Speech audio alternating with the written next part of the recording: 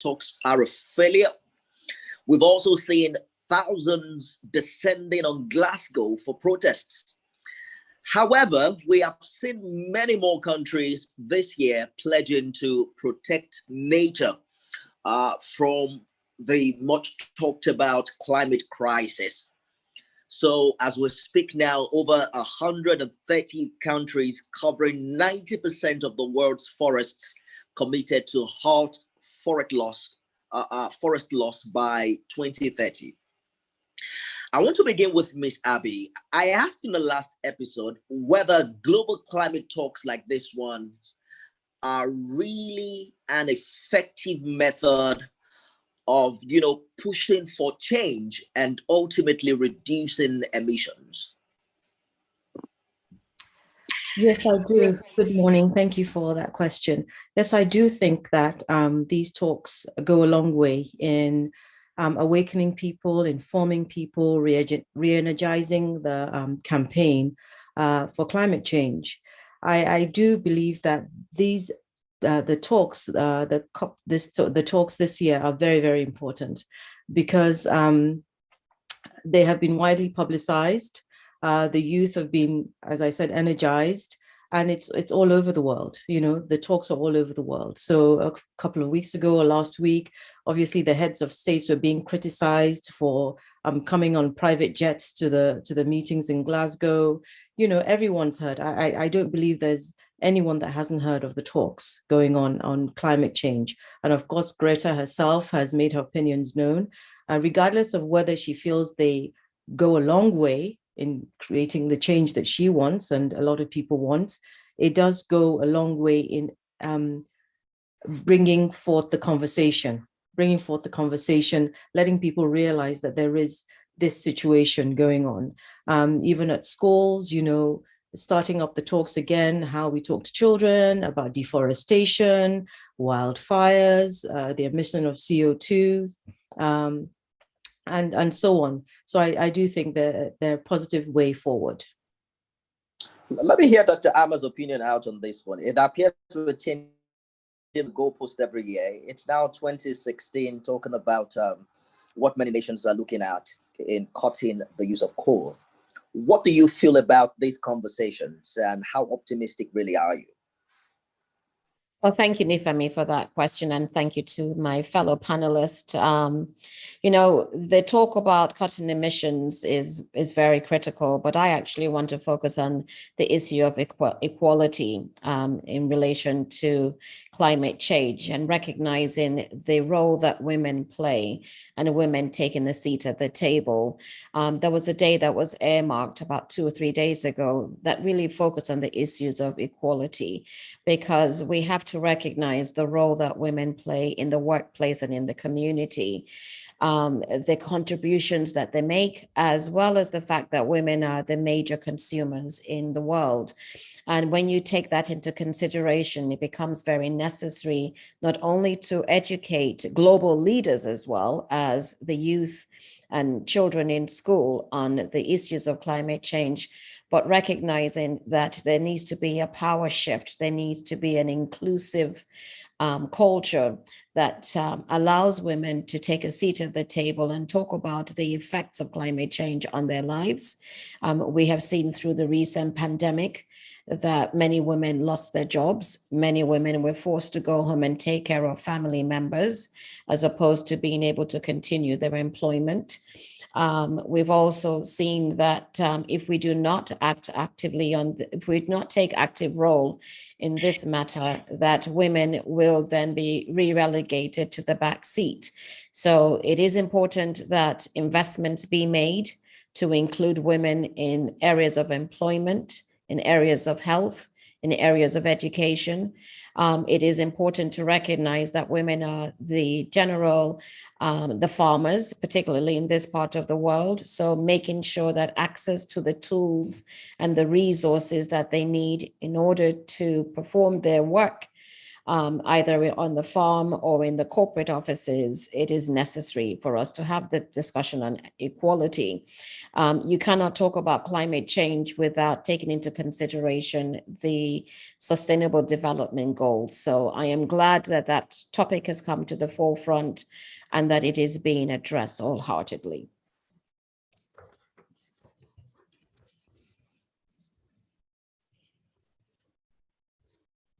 I think we have lost Nifa. I'm right here. I'm just soaking it all in, Dr. Ama. Ayomide, I think that what Dr. Ama is talking about is the fact that across societies, the impacts of climate change affect women and men differently. The issue of extreme weather conditions, such as floods, as we know it in Nigeria, have a greater impact on the poor and vulnerable people. And the last check, about 70% of the world's poor are women. I'd like you to talk to us from your vantage position. We've had conversations in the past as regard how unique your field is and how limited the women folk are in the path of surveying in Nigeria. But talk to us very quickly about the experience you have had personally in this regard.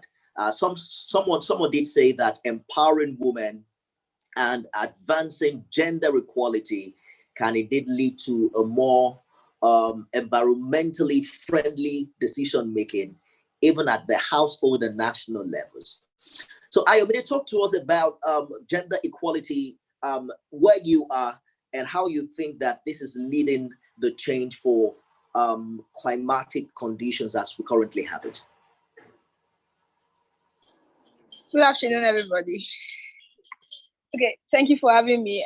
Well, actually, as surveyors and surveying students, I feel the climatic change affects us in the general manner it affects the whole population.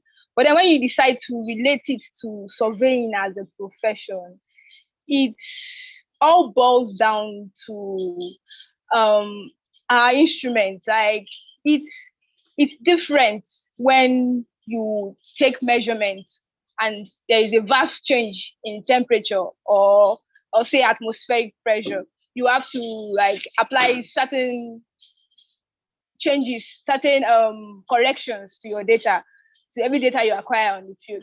But when we decide to bring it back home and talk about how it affects us on a general scale, we talk about how, like Dr. Amos said, we women are major, pardon me please, we take major roles in community development. So I'm stuck. I'm sorry.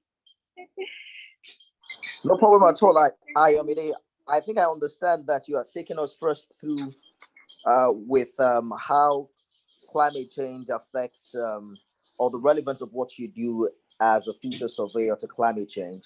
But what I was actually asking you was how gender equality is affecting your study as a future surveyor. So I'd like you to be comfortable to share with us the challenges perhaps you are facing, taking your place in that field. Okay, thank you. I think I understand the question better now. Well, as future lady surveyors, like right now in school, let me take you back to school because that is where I am right now. And in school, let's paint a scenario of practicals and women taking the lead.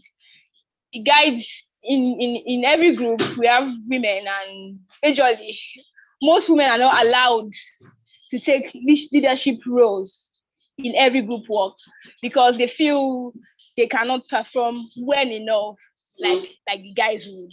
Because it is said that surveying is a male's course, and well, they say it. It is not what it is. Well, personally, I don't allow that because in most of my group works, I take leadership positions, and even when people are leaving it to just anybody, I just decide on my own that okay, this is what it is. I have to take this role on my own. And I guess I have answered your question. Absolutely, Ayomide. Absolutely, I think you did.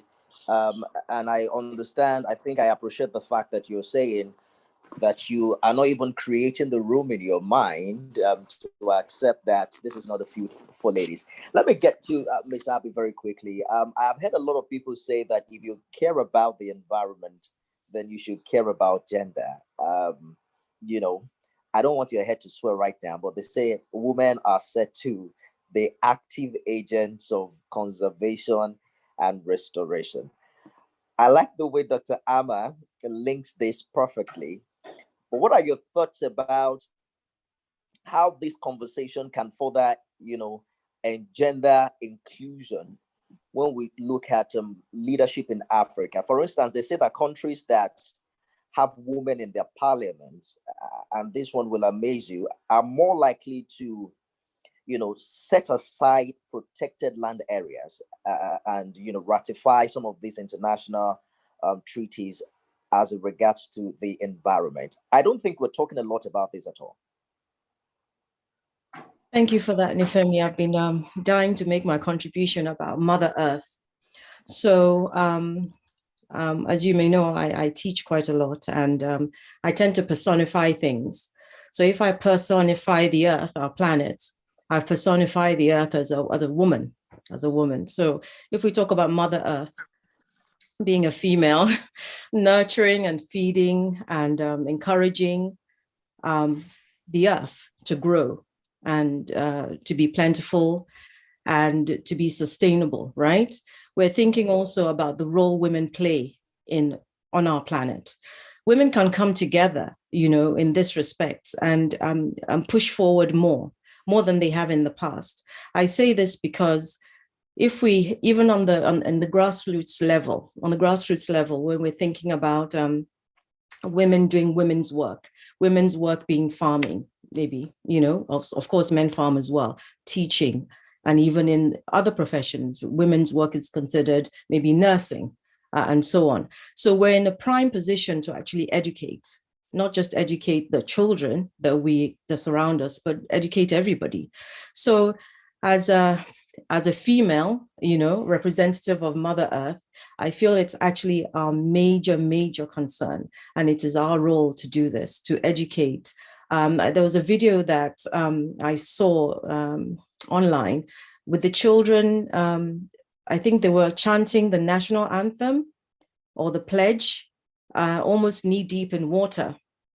And really, my heart sank because, you wouldn't want to experience that yourself. You don't want the children to experience this. And this is all happening to Mother Earth. So, but the reality is, it's a catch-22, the need for the children to be educated, but, in these terrible circumstances.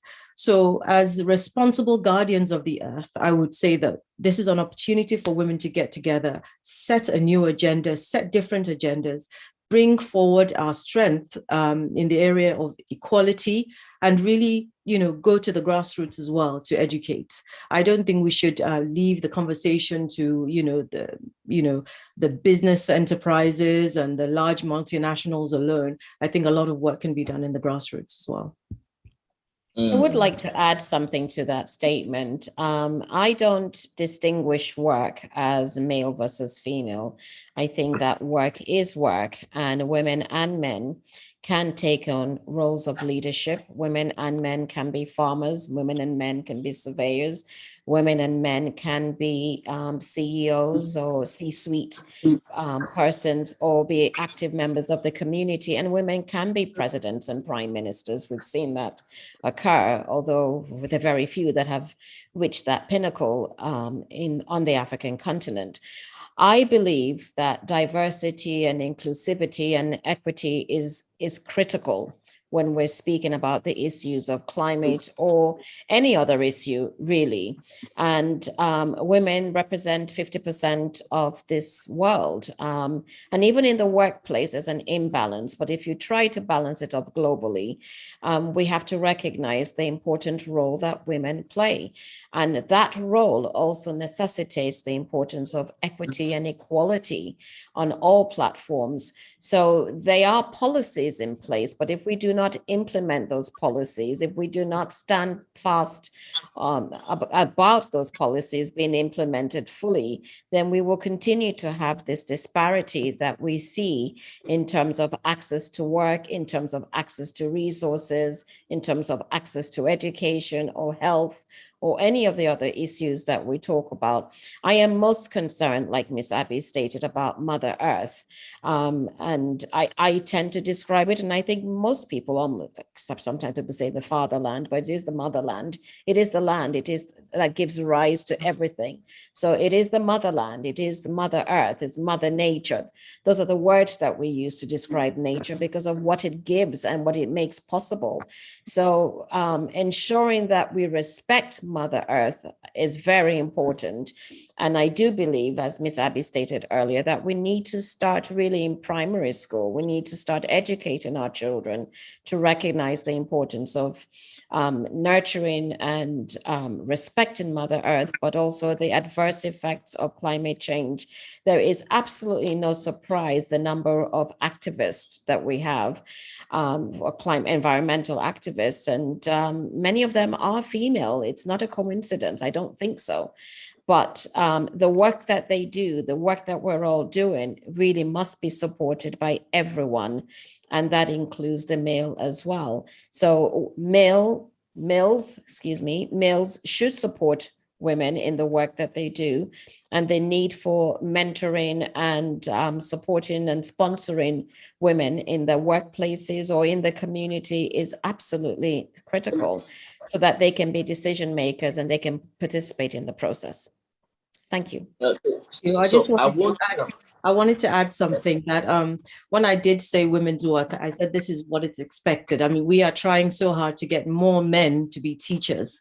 We're trying to get more men to be nurses. We're trying to get more women to be police women, you know. So I wanted to go back and explain something else, that usually women are given the task of homemaking, and naturally they're able to multitask, and naturally they're able to recycle. I wanted to bring this in. They're able to recycle. They're able to stretch their budgets, stretch whatever they're given in so many different ways. So naturally, I think it's instinctive. And this is where we need to take the initiative. And we have started taking the initiative. The lady using the tires to recycle tires to make furniture. The other lady using recycled bottles and bags to make different things as well. I think it's a natural instinct, and we have to carry the men along. We have to explain, and we have to work together. This is an area where I actually think we champion, because we don't know how we manage to do it, but we manage to do it. You see, there's so many children that don't even have enough to eat, you see, and unbelievably or not, they manage to get fed. Whether by compromise, whether by, miracle, whichever way it is. We're given a huge responsibility. And I think this is the time for us to work together. And as Dr. Amma said, many, many advocates of climate change, the change makers in this area are women. And there's probably a reason why. Thank you. The two things I would like to respond to. First of all, we don't multitask. We shift our attention. Women are able to use their attention or shift their attention. But the idea of multitasking is actually a myth. It's a fallacy. Only about 1% of the entire world population can actually multitask. But what we do is we shift our attention. So women are able to shift their attention during the process of doing different things. But the idea or the concept of multitasking It's actually it's a myth. Only 1% of the world can do that. The other thing you stated, Miss Abby, is that we have to carry the men along.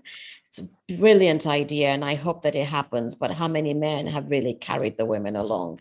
And the men, as we see every time we go onto a world stage, it's the men that are showing up. It's the men that are the global leaders. Only 49 of the global leaders are women. It is appalling. But even then, when you see them speaking, it's mostly the men. So let's encourage the men to carry the women along, because the women are always carrying the men along. It's time for the men to take a role at carrying the women along. Let's I talk know about. Nifemi has something to say about that, don't you, Nifemi? Or are you going to brush that one over? Yes, I will take you up on fatherland or motherland later, Dr. Amma. But let's talk about the role education has to play in all of this. Ayomide, I would just like you to tell us if there's a lot happening in your school, in your curriculum about climate change, if you are being taught about the global warming, fossil fuel emissions. I'd like to know if it is part of your curriculum, because the conversations we're having right now has a lot to do with how much information is at our fingertips, and perhaps you can just enlighten us if that is priority currently in your institution. Well, the direct answer to that is no. But the thing is, even here in school, we are advised to make researches on our own and learn more. We cannot learn everything in school, and our lecturers cannot teach us everything. In fact, I'm very sure not all lecturers are aware of what's going on right now. And so we are always advised to go on our own, make researches, be enlightened outside. So that's. I'm wondering, Miss Abby, who's to blame here? Because the last time we talked about this, they did say that developing countries may not necessarily be making any significant contribution to global warming, but they are at the receiving end.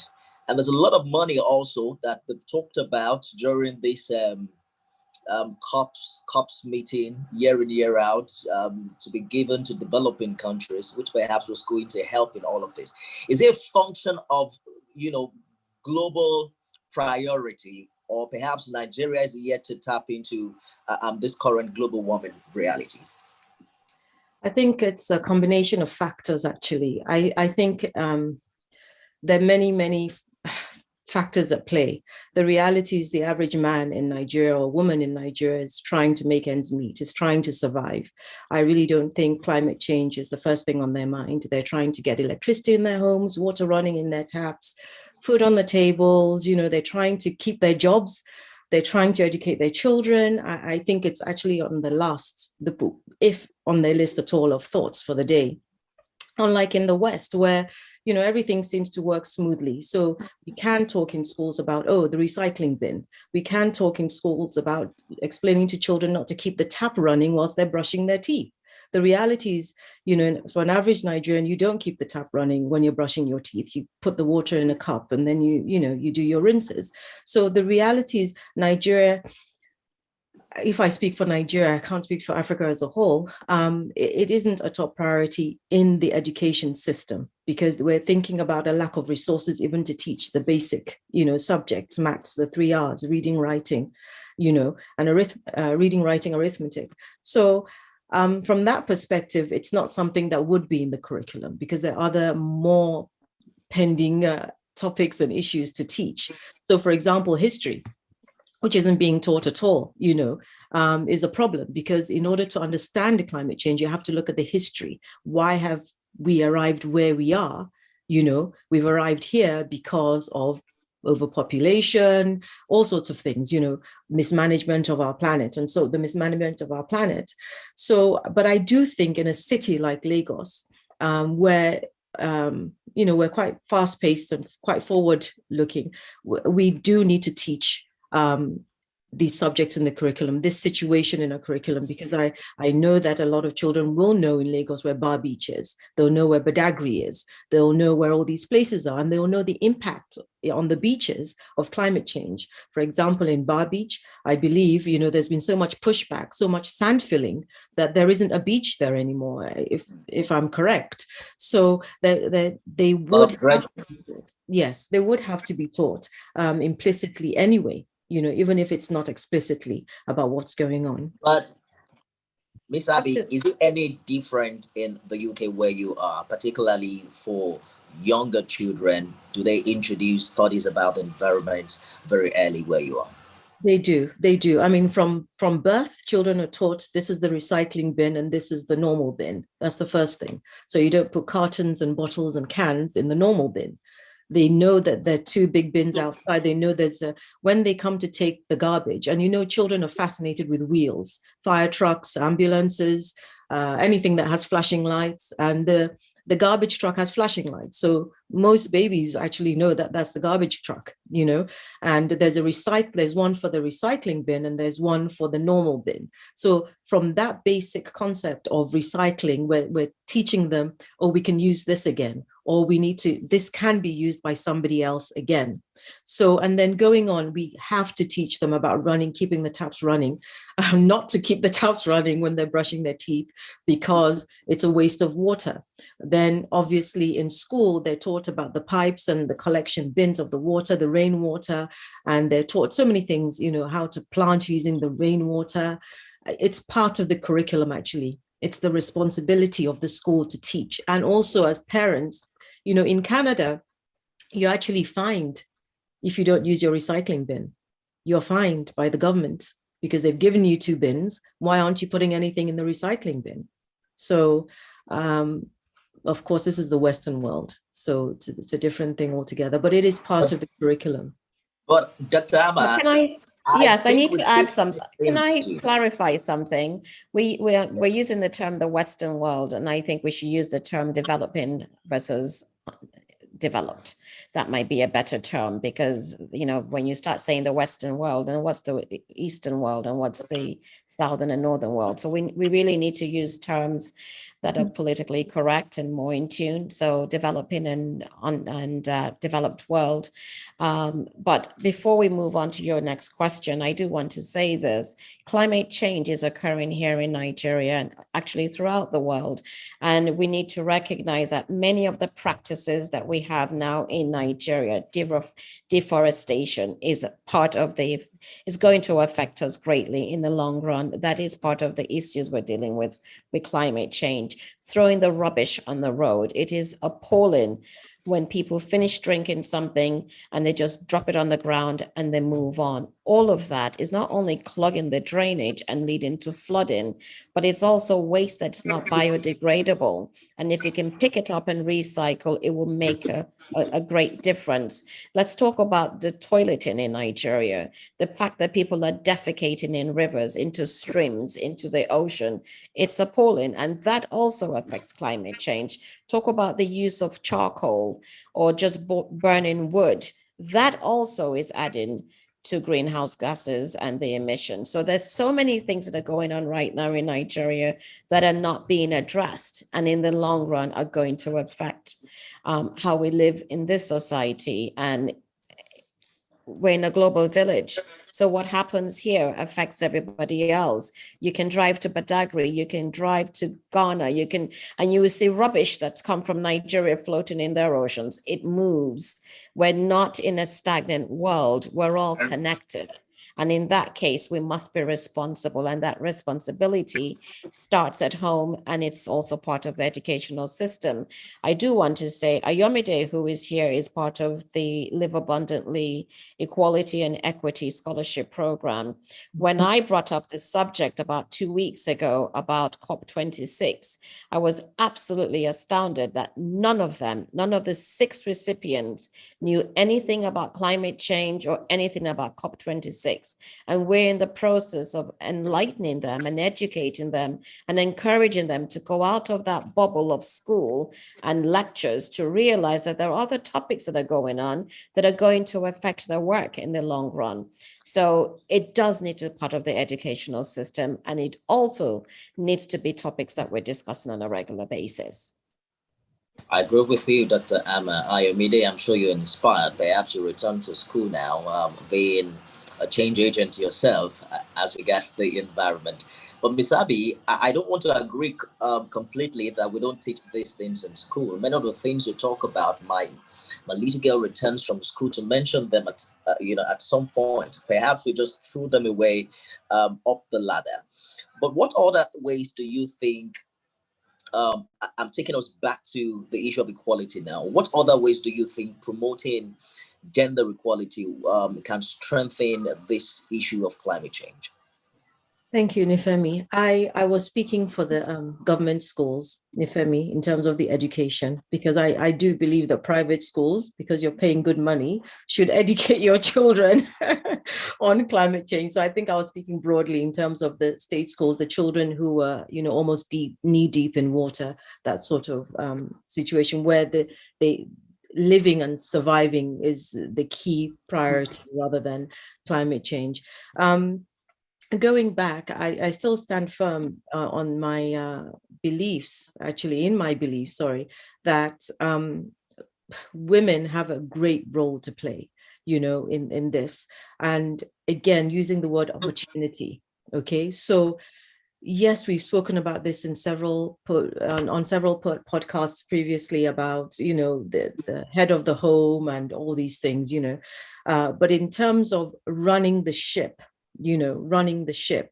I believe women naturally recycle, whether it's clothing, whether it's food, whether it's, turning a dress that is too small for a child into a shirt, those sort of things, I wouldn't, in case I don't want to incur the wrath of Dr. Amma by saying this is an inbuilt gift of a woman, but really, when it comes to setting the tone now of climate change, it is time for the women who are doing this wonderful work in recycling, for example, to come forward. It's time for women to speak, because this is important to us and to our children, okay? Not saying it's not important for the men as well, but generally men tend to do rather than to speak.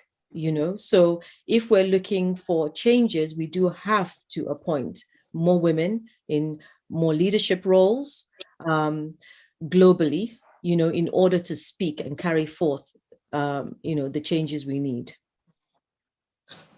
There's no doubt at all, Ms. Abby. There's a growing body of evidence showing that women are generally more vulnerable to the negative impacts of climate change than their male counterparts. And even if Dr. Ahmed doesn't believe it is inborn, perhaps it is a trait that has developed over the years, given their experiences. I mentioned earlier that the issue of climate change appears to affect majority of the poor, 70% of them being women. If you look at the data in developing countries. Now, there's a new research published in Nature Communications showing that empowering women through improved healthcare, education, even representation in government could help societies adapt more quickly and easily to impacts of a changing climate. Dr. Ahmad did mention earlier that conversation in this regard held during the COP26. I think it began sometime in 2015 in Paris. But I'd like us to answer the question whether women are also more involved in all of these conversations back here in Nigeria. We now know that it's important that we ensure an equal space, and resources for both women and men to participate in climate change decision making and action at all levels. But Dr. Tama, do you think that is the case here in Nigeria? Well, I want to make sure that I am understanding your question. Are you stating or asking if there's equal representation of women? Is that I'm your asking. statement? Yes, You're I'm asking if asking. I think you know Yes, the I'm answer to asking. that question, Nifemi. Do you think that there's equal representation of women? How many Well, women are if I'm looking how at many it from women are the prism, I'm so sorry, repeat that. if I'm looking at it from the prism of thinking Reimagined, I've spoken only to women on this issue. So my thoughts and judgment is beclouded right now. Well, it shouldn't be, Nifemi, because I think you know the answer to that question. Women are not represented. There's a misrepresentation of women. There's tokenism given to the representation of women at the table. I mean, when I think about, and I don't like to, you know, home in on just Nigeria because we are a global platform and we're speaking on a global platform. But since you are specifically about Nigeria, it is my understanding that the top level people that accompanied the president, the Buhari, to COP26, that there was only one woman. Any reason why? If 50% of this population is made up of women, why is it just one senior member of the government that accompanied him that was a female? I mean, if you really want to talk about equality and climate change and recognizing that 50% of your population are women and recognizing that women play a pivotal role in climate change, in well, they should play more role in government, but they're in the workforce and all of that, shouldn't you have better representation? It's the same scenario we had with the pandemic. We had a pandemic and it was just men sitting at the table and making rules and regulations without considering that there are women in the workforce. And it's those same women who were forced to leave their jobs globally, not just here, globally. It is the women who left their jobs to take care of the household, to take care of the elderly. Why is it that the men did not take on that role? I mean, I do recall somebody saying common sense roles. A few recordings ago, yeah, some of this is common sense roles. And if that's the case, then everybody needs to recognize that when you're making decisions, when you're making policies, you should include women and ask them, what is necessary for you to remain a viable part of this conversation, of this process? It's not being done. So, Nifemi, before you even posed the question, you knew the answer to the question. And the reason why you've had more women coming on here, it's not because men were not invited to be part of these conversations. Many of the men that we invited simply said, I don't know anything about climate change. I can't speak about climate change. Why not? If you're an educated male and you're walking the streets and you're earning a salary or you're in school, I promise you, you can have a word about climate change.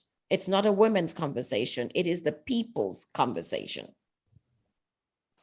All right. Ayomide, let's talk about the 2030 SDGs. The goal 13 talks about climate change.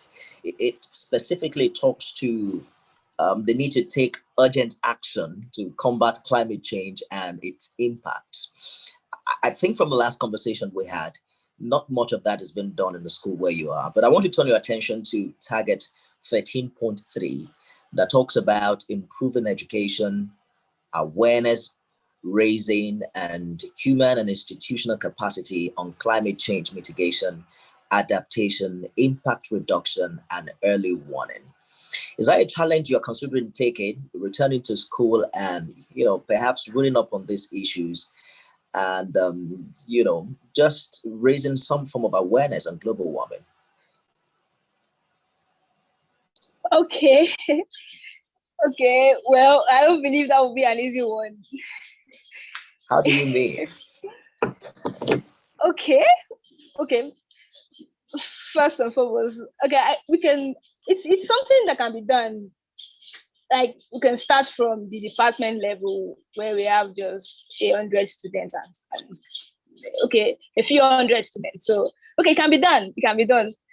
Actually, I think the first place to start is just being a little bit more inquisitive on these issues, reading up on them, identifying what the challenges are, and then perhaps you can just pick one or two things that can inspire you And then you have a lot of resources to pick from, even from here.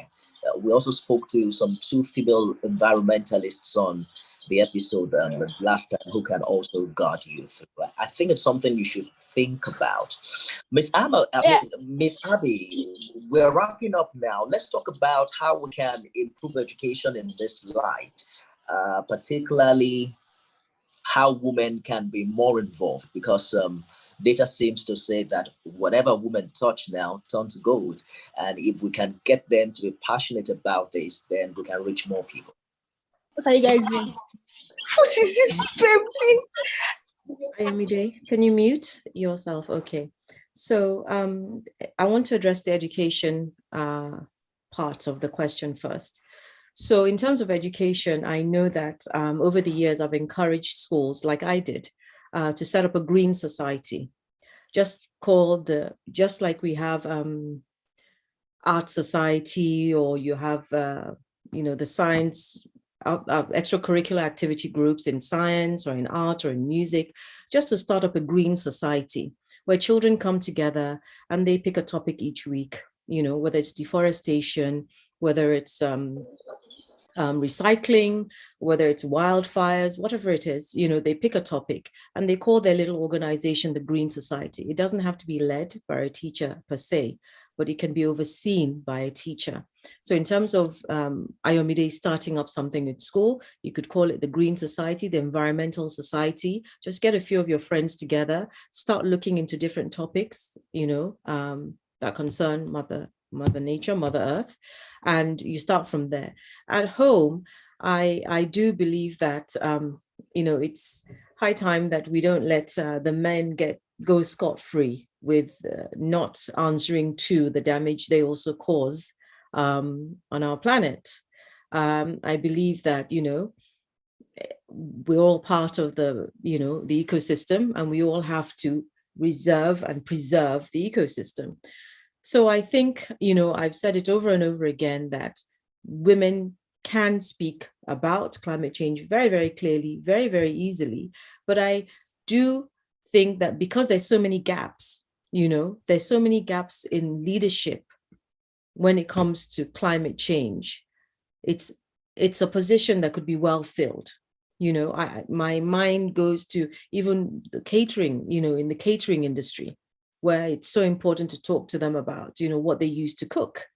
It's so important that women speak up, especially the women that are in the know, to guide the other women, because I'm sure if they realize what the statistics are, they will also be shocked. I mean, Greta is very good at saying that this planet will be no more in X number of years. She's very good at explaining that, look, the zebras will be extinct, even monkeys will be extinct. Sooner or later, we'll have no more dogs or cats. In fact, we'll have no more meat to eat. The reality is that some university students here are now campaigning against the consumption of meat because they believe that the rearing of meat is so fuel intensive, so fuel intensive that we shouldn't consume meat anymore. So if we go through the statistics and we educate people on the statistics, actually as boldly as Greta has done, I think it'll become more of a reality as well. And if we think back, I think back of when I was much younger and there were antelopes in Bagada. I'd go and see my aunties and there were antelopes in Bagada as pets, like dogs were. It wasn't a rare thing to see. I don't know, Ayomide, have you seen an antelope before? Okay. Or a tortoise? Have you seen a tortoise before? Yes, it is. So it's not so bad then. But the reality is it's a given fact that if we don't do what we need to do, our children will not see, our children's children's children, the future generations will think of dogs as dinosaurs, so to speak. We'll think of, all these animals as dinosaurs. So we need to carry everyone forward together. Absolutely, Ms. Abby. Dr. Amma, we saw our own President Muhammadu Buhari at the conference of the parties talking about Nigeria's commitment to net zero carbon emission by 2060, but is advocating gas as the transition fuel between now and then. The challenge with gas is that it's become very expensive for many average Nigerians, and that might drive them immediately back to coal and even wood. So it means that get ready to lose some more trees in the forest if the price of gas keeps going on. It's been increased for up to 50% now in the past 6 months, and we're hearing that the figures might even go higher as we count down to Christmas. So what are your final thoughts on this one, particularly as it regards what Nigerians can do irrespective of their realities? Nifemi, here are my thoughts. We need to rethink how we live, how we do things, how we connect with our environment, whether it's people, whether it's the trees, whether it's the animals. We really need to rethink all of this. We also need to repurpose how we do things and how we interrelate, because I find that until we repurpose our businesses, our educational structure and the like, we're not going to advance into a place where we're at an equitable level with the international world or even amongst ourselves. So that is going to be critical. And I also think we need to retool our lives. I mean, when you think about all of the tools that we have, that we use to exist and to interact and do the work we have. And when I speak of work, going to school for me is work, because we're teaching children and preparing children for the workforce in the long run. So that also needs to be in better alignment. If we do not take care of ourselves and our environment, as Miss Abby said, some of the things that we have taken for granted will be extinct in no time. And our children will struggle with health issues, with food security issues, with poverty, and the likes. So it is very critical that as a people, whether individually, collectively, in small groups. And I thank you for encouraging Ayomide to go back to her school and start to do things with her schoolmates, because her age group really holds the key to the future. And they need to take this seriously. How is climate change going to affect their lives, whether it's in the workforce or at home? It's very critical, and we must collectively come together to make it a more sustainable world. Thank you very much. Thank you, everyone. Ayomide Olaogun, Future Lady Surveyor, Ms. Abby, Founder Executive Director, PATISS, Dr. Anna, Executive Director, Live Abundantly. Thank you so much for your contribution on this one. One thing is sure, our world is getting warmer because of fossil fuel emissions by humans, and something has to be done urgently. Our ice caps are melting, the sea levels are rising, there is flooding in some parts of our country. Farmers' elders clashes is getting more terrible by the day, and we can all point fingers to climate change. We all must rise up now and do something about it. I'm Nifemi Oguntoye. Join us again, and we'll be back with lots more for you. Bye. Thank you, everyone. Bye-bye.